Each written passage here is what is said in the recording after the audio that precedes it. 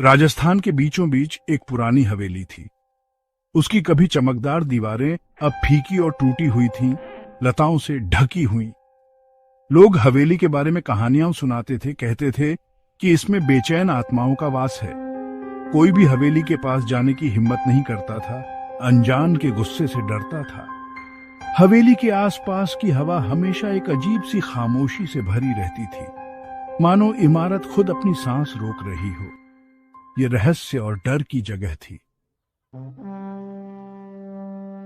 अर्जुन, एक जवान और साहसी पत्रकार, इन कहानियों पर हंसा। उसे अपने तर्क संगत दिमाग पर गर्व था और वह इन कहानियों को अंधविश्वास मानता था।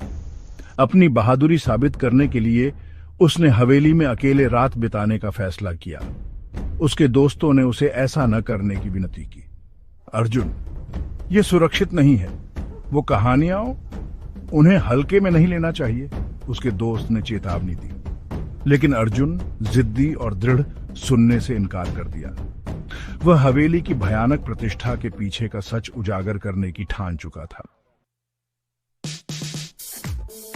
शाम ढलते ही अर्जुन एक टॉर्च और एक कैमरा लेकर हवेली में दाखिल हुआ। अंदर की हवा बांसी और धूल से भरी थी।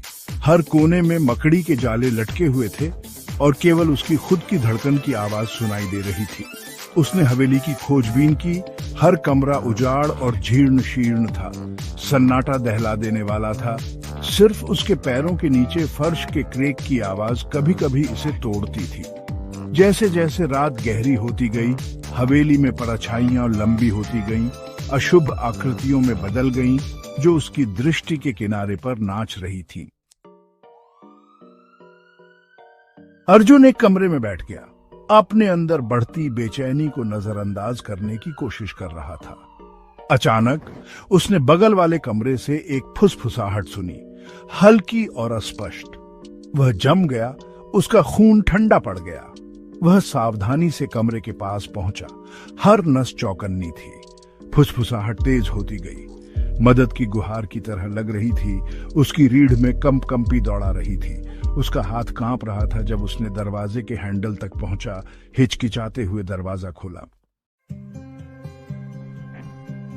भाग 5। ठंडा हाथ, काला साया। कमरा खाली था, अंधेरे में डूबा हुआ।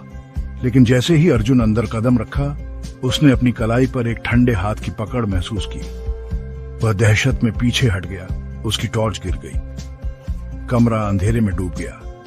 घबराहट में वह पीछे की ओर लड़खड़ाया, किसी ठंडी और ठोस चीज से टकरा गया। वह घूमकर देखा तो उसके पीछे एक साया खड़ा था।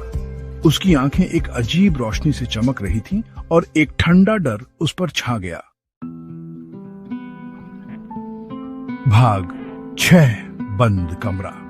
अर्जुन कमरे से भाग गया। उसका दिल तेजी से धड़क रहा था। वह हवेली से भागा, उस भयानक मौजूदगी से बचने के लिए बेताब था जो उसका पीछा कर रही थी। वह गलियारे के अंत में एक बंद दरवाजे पर ठोकर मार गया, जिसके नीचे से एक हल्की रोशनी निकल रही थी। डर और भागने की एक बेताब उम्मीद से प्रेरित होकर अर्जुन ने अपना सारा वजन दरवाजे पर लगा दिया। वह खुल गया। एक छोटा धूल भरा कमरा दिखाई दिया। एक लालटेन लकड़ी की मेज पर रखी हुई थी, जिस पर एक चमड़े की जिल्द वाली डायरी रखी थी। भाग 7। डायरी। अर्जुन सावधानी से मेज के पास पहुंचा। डायरी की ओर खींचा चला गया, मानो किसी अनदेखी शक्ति ने उसे खींचा हो। उसने उसे खोला। उसकी उंगलियां फीकी स्याही पर घूम रही थीं। डायरी एक युवती की थी जो कई साल पहले हवेली में रहती थी। उसने एक गुप्त प्रेम, एक निषिद्ध रोमांस के बारे में लिखा, जिससे उसका परिवार नाराज हो गया था। उन्होंने उसे हवेली में कैद कर दिया, मदद के लिए उसकी चीखों को अनसुना कर दिया। डायरी अचानक खत्म हो गई, उसकी किस्मत अज्ञात छोड़कर।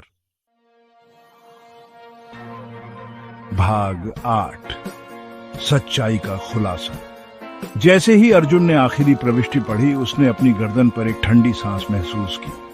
वह धीरे धीरे मुड़ा। उसका खून बर्फ में बदल गया। साया उसके सामने खड़ा था। उसकी विशेषताएं अब साफ थीं। ये डायरी वाली महिला थी।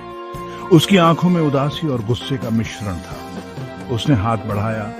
उसका स्पर्श अब ठंडा नहीं बल्कि एक बेताब लालसा से भरा था। अर्जुन को एहसास हुआ कि उसका कोई बुरा इरादा नहीं है, वह बस अपनी कहानी सुनना चाहती थी।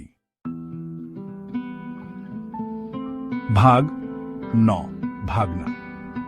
अर्जुन ने बाकी रात हवेली में बिताई, महिला की विश्वासघात और दिल टूटने की कहानी सुनते हुए। जैसे ही सुबह हुई, महिला की आत्मा गायब हो गई, अंततः शांति से। अर्जुन हवेली से चला गया, हमेशा के लिए अपने अनुभव से बदल गया। उसने महिला की कहानी साझा की, उसका नाम साफ किया और हवेली को परेशान करने वाली अफवाहों को समाप्त किया। हालांकि कुछ लोगों द्वारा अभी भी डर है, हवेली को अब आतंक की जगह नहीं बल्कि एक ऐसे प्यार के प्रमाण के रूप में देखा जाता है जो मृत्यु के बाद भी बना रहा।